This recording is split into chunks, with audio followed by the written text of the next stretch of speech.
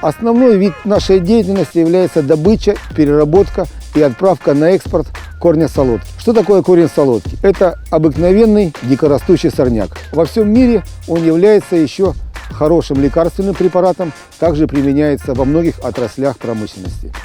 Немножко об истории развития нашего бизнеса. Находясь в длительных командировках в Казахстане, в Узбекистане, я увидел, как многие предприятия занимаются добычей корня солодки. Не просто добычей, а еще экспортируя его в зарубежные страны, получая при этом прибыль.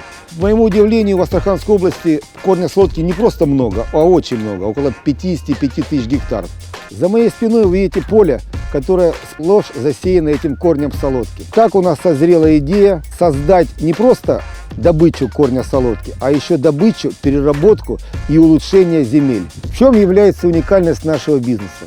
В том, что мы весь свой товар отправляем на экспорт. Практически 98% добытого и переработанного корня мы отправляем в Америку, мы отправляем в Китай, Индия, Израиль.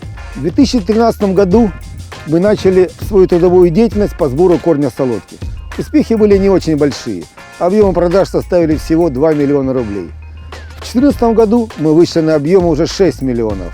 В 2015 году мы продали товара уже на 16 миллионов рублей. Помимо добычи и переработки корня солодки, мы занимаемся разработкой и внедрением в производство спецтехники, созданием нового комбайна по добыче корня солодки.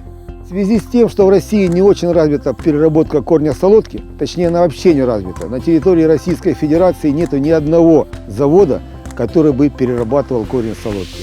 Наши планы – это строительство своего российского завода по переработке корня на территории Астраханской области. Мы считаем, что это является основной и целевой программой развития нашего предприятия.